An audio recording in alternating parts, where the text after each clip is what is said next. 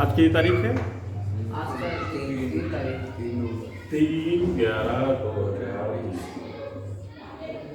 आज जीव विज्ञान का संक्षिप्त इतिहास। जीव विज्ञान का संक्षिप्त इतिहास। सर अभी तो बहुत बाकी थे 20वीं जीव शताब्दी। विज्ञान का संक्षिप्त इतिहास।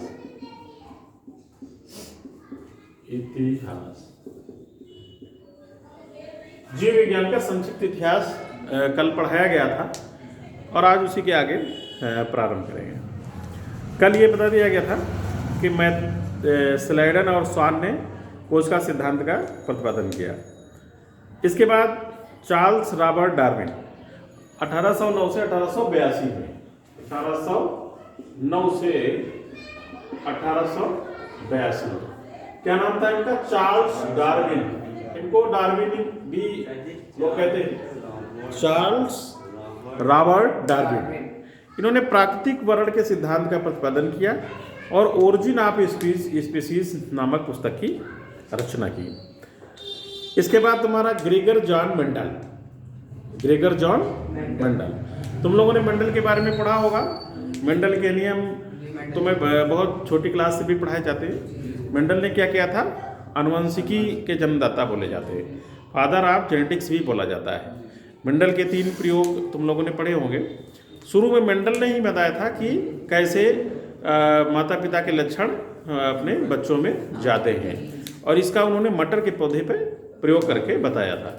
इसीलिए इनको वंशागति पर कार्य करने के लिए इनको फादर ऑफ जेनेटिक्स कहते हैं। तो जेनेटिक्स मतलब होता है आनुवंशिकी और वंशागति मतलब होता है एक वंश से दूसरे वंश में लक्षणों के जाने को वंशागति कहते हैं। तो वंशागति का लक्षण जिसमें वंशागति के लक्षणों का अध्ययन किया जाता है, ऐसे विषय को जेनेटिक्स कहते हैं, आनुवंशिकी कहते हैं। इसके बाद ये तुम्हारा ग्रेगर जॉन मेंडल 1822 से 1884 में 1822 से 1884 में मेंडल, इनको शॉर्ट में मेंडल भी बोलते हैं। इन्होंने आनुवंशिकी पे कार्य किया। आनुवंशिकी इसको जेनेटिक्स कहते हैं, इंग्लिश में जेनेटिक्स कहते हैं। और डार्विन ने प्राकृतिक वर्ण का सिद्धांत दिया था ना, प्राकृतिक वर्ण का सिद्धांत। देखिए ये पढ़े सब तुम हो, बहुत शुरू से अभी तक सब तुमने छोटी क्लासेस में सभी वैज्ञानिकों के नाम सुने होंगे। बस ये एक जगह संकलित करके रखा गया है। इसके बाद लुई पास्चर के भी तुमने नाम सुने होंगे। लुई पास्चर ने क्या किया था? इन्होंने सूक्ष्म जीवों का अध्ययन किया और किण्वन में इनके महत्व को बताया और प्रथम वैक्सीन भी बनाया इन्होंने। ठीक है, तो लुई पास्चर, लुइस नाम लिखा जाता है लुइस, लेकिन लुई ही पढ़ा जाता है, लुइस पास्चर। अब इन्होंने सूक्ष्म जीवों का विस्तृत अध्ययन किया, और इनका पीरियड तुम्हारा 1822 से 1895। 1822 से 1895। देखिए लुई पास्चर ने जब सूक्ष्म जीवों का अध्ययन किया, किण्वन किसे कहते हैं? जैसे सिरके का रस से सिरका बनना किण्वन के द्वारा होता है। ऐसे किण्वन के द्वारा एल्कोहल भी बनता है, तुम लोगों ने पढ़ा है, कार्बोहाइड्रेट से एल्कोहल। तो ये फर्मेंटेशन, इसको इंग्लिश में फर्मेंटेशन कहते हैं। तो इसका किण्वन के बारे में विधिवत रूप से लुई पास्चर ने बताया था।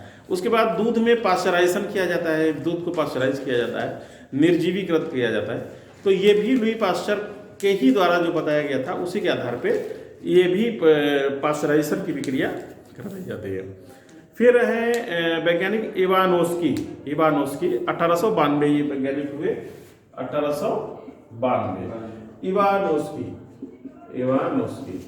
इवानोस्की इन्होंने मुख्यतः वायरस की खोज की थी। इन्होंने किसकी खोज की थी? वायरस की खोज की। ठीक है, वायरस। तो इसके बाद तुम्हारे वैज्ञानिक हैं जूलियस सैक्स। क्या नाम है? जूलियस सैक्स 1832 से 1897। 1832 से 1897 जूलियस सैक्स। ठीक है, जूलियस सैक्स। इन्होंने क्या बताया? इन्होंने प्रकाश संश्लेषण के बारे में बताया, श्वसन और इत्यादि पौधों में इसका अध्ययन भी किया। ठीक है, तो जूलियस एक्स का प्रकाश संश्लेषण से संबंध है। ठीक है, प्रकाश संश्लेषण। तो हालांकि बहुत ज़्यादा इनका नाम नहीं सुना होगा, बहुत ज़्यादा नाम आता भी नहीं इनका। ठीक है, इसके बाद ऑगस्ट बीजमैन, ऑगस्ट बीजमैन 1834 से 1914, 1834 से 1914। अब इनको बीजमैन भी कुछ लोग कह देते हैं, बीजमैन याद रखो, और अगस्त भी याद रख सको तो हाँ, अगस्त भी याद रखो। इन्होंने क्या किया, जनन द्रव्य के संतति के जाने का सिद्धांत बताया। ठीक है, जनन द्रव्य क्या होता है, जो तुम्हारा जनन द्रव्य किसे कहते हैं, जैसे कोशिका है, कोशिका में जनन द्रव्य कौन होता है, केंद्रक। तो केंद्रक कैसे कोशिका विभाजन होता है और किस तरीके से जनन द्रव्य माता पिता से संतति के में जाता है, ये भी बहुत महत्वपूर्ण था। क्योंकि तुम्हारा ये जो तुम्हारा फादर ऑफ जेनेटिक्स जो है मेंडल ये चीज़, तब मेंडल के समय में ये चीज़ें नहीं पता थी, इसीलिए मेंडल इसको बहुत अच्छी तरीके से सिद्ध नहीं कर पाए थे। तो अब ये इन्होंने ऑगस्ट बीजमैन ने इसको विधिवत बताया। उसके बाद रॉबर्ट कोच हैं, इन्होंने तपेदिक के जीवाणु को अलग किया। ठीक है, क्या नाम है, रॉबर्ट कोच। देखिए एक एक शब्द पे ध्यान दो। ठीक है, और इन्होंने तपेदिक को टाइफाइड कहते हैं, तपेदिक को हिंदी में, इंग्लिश में टाइफाइड कहते हैं। तो ये एक बुखार होता है। ठीक है, और ये जो है तपेदिक जीवाणु से होता है। ठीक है, और इसके जीवाणु को अलग किया इन्होंने। ठीक है, रॉबर्ट कोच ने 1843 से 1910 में, 1843 से 1910 में। तो ऐसे तुम्हारा ये जो तुम्हारा जो बीज का युग है, जो अंधकार युग है, ये समाप्त हुआ।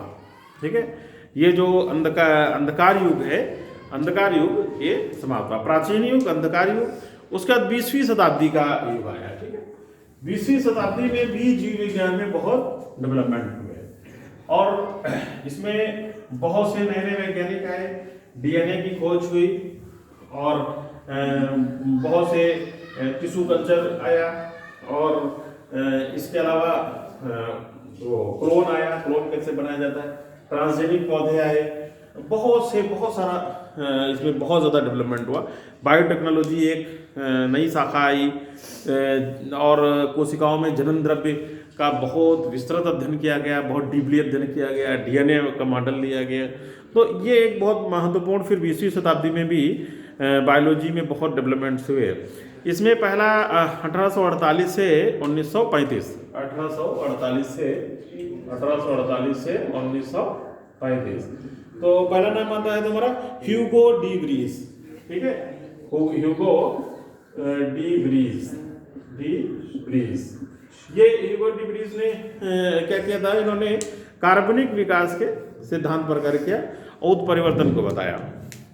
तो कार्बनिक विकास क्या होता है, उत्परिवर्तन क्या होता है, उत्परिवर्तन जैसे कोई पौधा यहाँ पर बाहर लगा हो तो पूरे पौधे की पत्तियाँ हरी हों, कहीं पर सूर्य का प्रकाश किसी पत्ती पर इस तरीके से पड़ जाए कि उसमें उस पत्ती विशेष में जो आनुवंशिक लक्षण है उसके बदल जाए और उस पत्ती विशेष का रंग नीला हो जाए।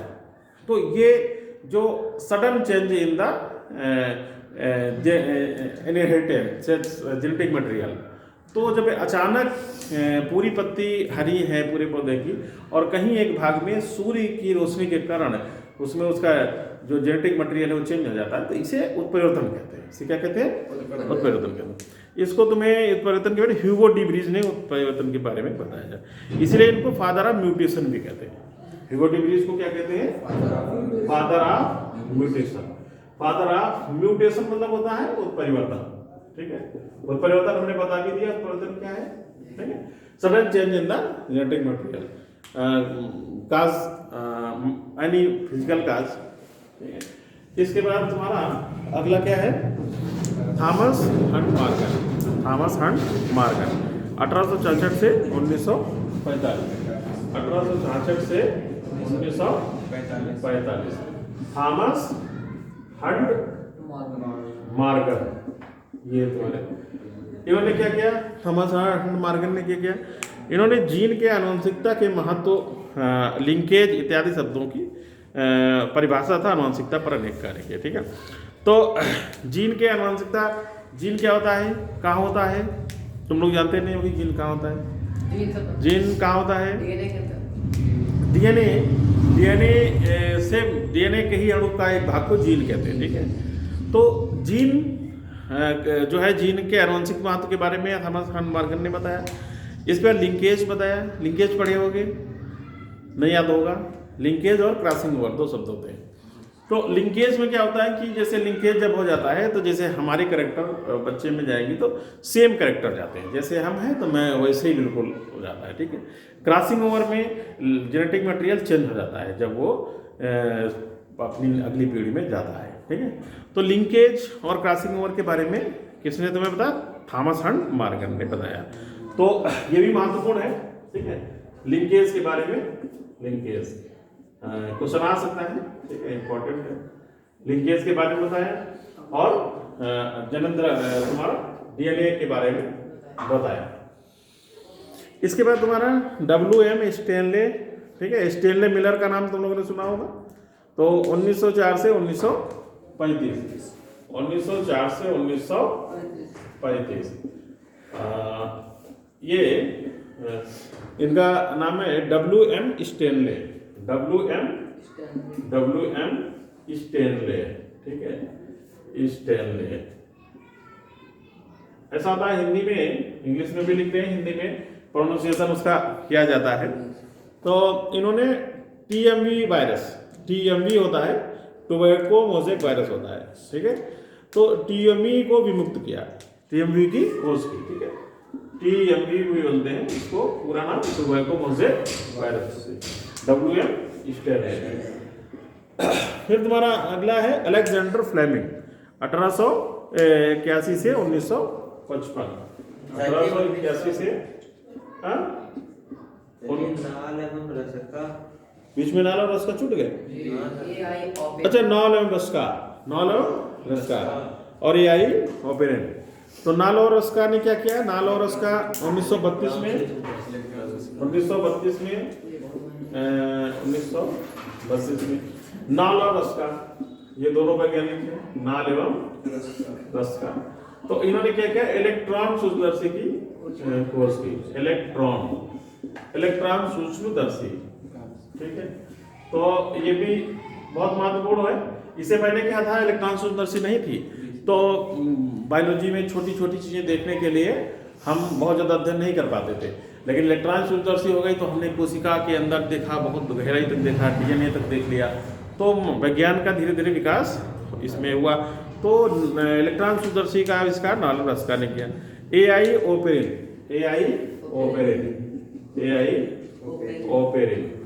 ये ओपेरिन का सिद्धांत तुम लोगों ने सुना होगा, तुम लोगों ने जी उसका जीवन का सिद्धांत इन्होंने दिया।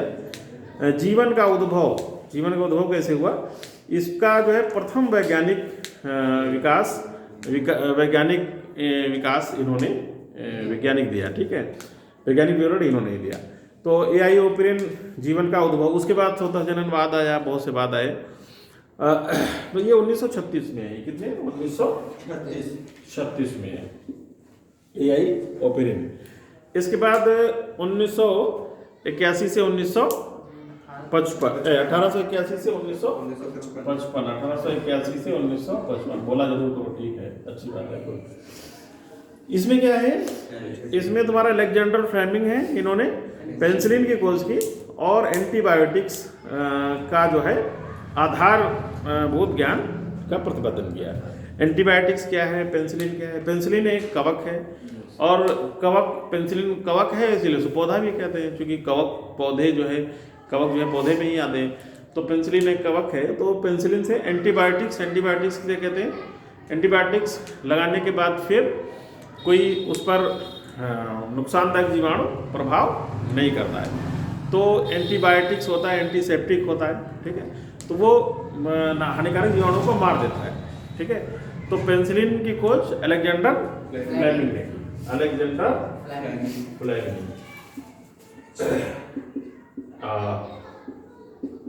इसके बाद हमारा हैंस क्रैब। इसके बाद कौन है?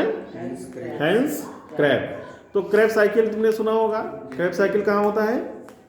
प्रकाश संश्लेषण की क्रिया जब होती है उसमें क्रैब साइकिल होता है, डार्क रिएक्शन होता है। और क्रैब साइकिल श्वसन में, श्वसन में, उसमें डार्क रिएक्शन लाइट रिएक्शन होता है। श्वसन में क्या होता है? क्रैब साइकिल होता है। पहला क्या होता है कि कोशिका में श्वसन होता है, वो क्रैब साइकिल में क्या होता है? जो श्वसन होता है, ऑक्सीजन का यूज किसमें होता है? क्रैब साइकिल में होता है। और उससे पहले क्या होता है? साइटोप्लाज्मिक रिस्पिरेशन होता है, ठीक है, कोशिका द्रव्य में रिस्पिरेशन होता है। और ये तुम्हारा क्रैब साइकिल माइटोकॉन्ड्रिया के भीतर होता है, ठीक है। तो ये तुम्हारा क्रैब साइकिल की खोज किसने की? तुम्हारा हैंस क्रैब है, ठीक है। किसने खोज की? हैंस क्रैब है। ये 1937 में, 1937 Krebs, Hans Krebs, Hans Krebs. ये श्वसन से संबंधित है, ठीक है, श्वसन से संबंधित है।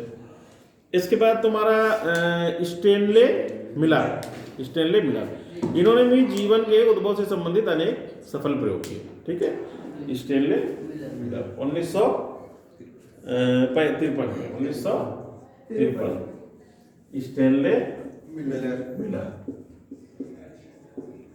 जीवन के उद्भव से संबंधित इन्होंने बताया। इसके बाद डी.आई. ऑर्नेन, डी.आई. ऑर्नेन। तो ऑर्नेन उसमें भी तुमने पौधों के लिए आवश्यक पोषक तत्व में भी ऑर्नेन का नाम आता है, ठीक है। ऑर्नेन ने ही बताया था। एक्चुअल में शुरू में क्या था? शुरू में लोग ये नहीं जानते थे। लोग जानते थे कि कार्बोहाइड्रेट, प्रोटीन और पौधे, जितना भी पौधे की पत्तियों में बनता है, कार्बोहाइड्रेट, प्रोटीन सब जमीन से लिया जाता है। लेकिन ऑर्नेन ने प्रकाश संश्लेषण में ये बताया कि नहीं, ये जो प्रोटीन, कार्बोहाइड्रेट मिट्टी में नहीं होता है, वहाँ से नहीं लिया जाता, वहाँ से केवल पोषक तत्व प्राप्त होते हैं पौधे को। और कौन से पोषक तत्व प्राप्त होते हैं, उन्होंने इसका विस्तार विवरण किया। इसलिए प्रकाश संश्लेषण का विद्वत किसने बताया? डी.आई. ऑर्नेन ने बताया। इसलिए जब पोषक तत्व आवश्यक, पौधों के लिए आवश्यक पोषक तत्व वाला पाठ पढ़ोगे, उसमें भी ऑर्नेन का नाम आता है। वो तो तुम सॉइल साइंस में पढ़ोगे, लेकिन उसमें भी ऑर्नेन का नाम आएगा। और प्रकाश संश्लेषण जब पढ़ोगे बॉटनी में, तो उसमें भी ऑर्नेन का नाम आएगा, क्योंकि प्रकाश संश्लेषण की क्रिया को ऑर्नेन ने बहुत महत्वपूर्ण ढंग से बताया। तो फोटोफॉस्फोरिलेशन, फोटोफॉस्फोरिलेशन क्या होता है? फोटोफॉस्फोरिलेशन, फोटोफॉस्फोरिलेशन में एडीपी से एटीपी बनना। एडीपी से फास्फोरिलेशन क्या होता है? फास्फोरीकरण, मतलब फास्फोरस का जुड़ना। तो एडीपी में होता है एडेनोसिन डाइफॉस्फेट, 2 फास्फेट के अणु होते हैं, और उसमें जब एक फास्फेट और जुड़ जाता है तो एटीपी हो जाता है, एडेनोसिन ट्राइफॉस्फेट हो जाता है। तो ये प्रकाश संश्लेषण की क्रिया में ही होता है। किसमें होता है? क्रैब साइकिल में ये होता है। तो एडीपी से एटीपी में फिर ऊर्जा संचित हो जाती है। एटीपी को क्या बोलते हैं? ऊर्जा के सिक्के बोलते हैं, ऊर्जा के सिक्के बोलते हैं। तो ये तुम्हारा ऑर्नेन ने फोटोफॉस्फोरिलेशन बताया और प्रकाश संश्लेषण की क्रिया स्पष्ट की। ऑर्नेन ने बताया किस तरीके से एडीपी से एटीपी बनेंगे और प्रकाश संश्लेषण कैसे कैसे होता है। तो उसके लिए उन्होंने बहुत इसका विस्तृत वर्णन किया। डी.आई. ऑर्नेन बहुत इंपॉर्टेंट है, ठीक है। इसके बाद ये तुम्हारा हाँ फटाफट करके इसको फिनिश। जे.डी. वाटसन और एफ.एच.सी. क्रिक। तो वाटसन और क्रिक ने डीएनए का नमूना दिया, मॉडल दिया, और जीन की रासायनिक प्रकृति तथा डीएनए का द्विगुणन के बारे में बताया कि डीएनए कैसे डबल होता है, ठीक है। तो द्विगुणन भी महत्वपूर्ण है, डीएनए का द्विगुणन, ये भी महत्वपूर्ण घटना थी। वाटसन और क्रिक, ठीक है, वाटसन और क्रिक।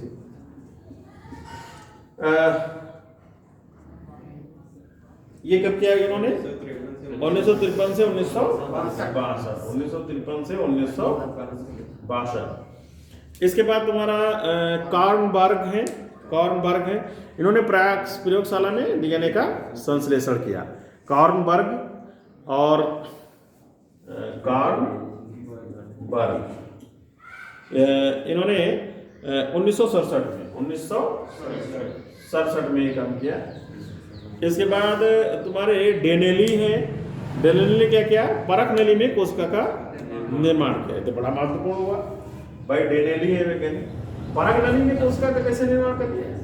अच्छा, तो उन्होंने पौधा बना दिया, इसका मतलब परख नली में कोशिका का निर्माण किया। अच्छा, और उसके बाद 1974 में डी डबे हैं एक वैज्ञानिक, ये 1970 में डेनेली ने किया।